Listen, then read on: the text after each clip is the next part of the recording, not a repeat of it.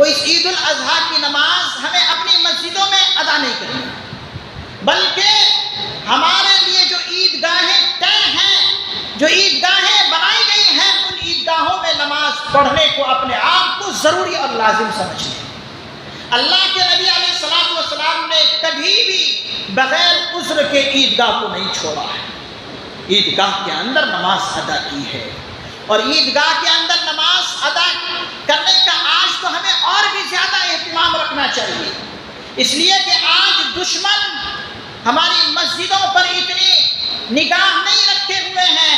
ہمارے قبرستانوں پر اتنی نگاہ نہیں رکھے ہوئے ہیں، ہماری مساجدوں پر اور مدارسوں پر اتنی نگاہ نہیں رکھے ہیں جتنا کہ آج ہماری عیدگاہوں پر دشمنوں کی نظر ہے۔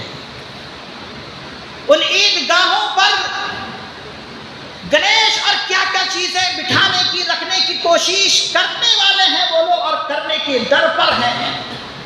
اگر ان حالات میں آپ نے اپنی عیدگاہ کو چھوڑ دیا تو سمجھیے آپ نے اپنی عیدگاہ کے ساتھ بے احترامی کی، اور اللہ کے ساتھ گویا کہ تم نے بے احترامی کی۔ آپ کو یہ طے کرنا ہوگا، بارش آئے تب بھی ہمیں عید کی نماز عیدگاہ میں ادا کرنی، طوفان آئے تب بھی ہمیں عید کی نماز عیدگاہ کے اندر ادا کرنی ہے، کچھ بھی ہو جائے ہمیں عید کی نماز، عید الاضحیٰ کی نماز عیدگاہ کے اندر ہی ادا کرنی ہے۔ اگر آپ یہ کر لیتے ہیں تو دشمن جو ہے خود جو ہے دم چھپا کر بھاگ جائے،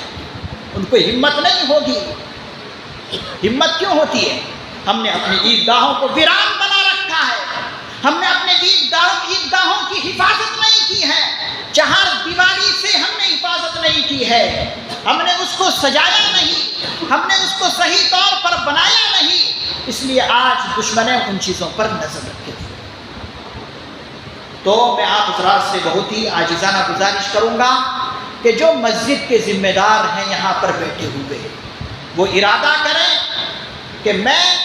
مسجد کا ذمہ دار ہوں، اگر میں نے عیدگاہ کو چھوڑا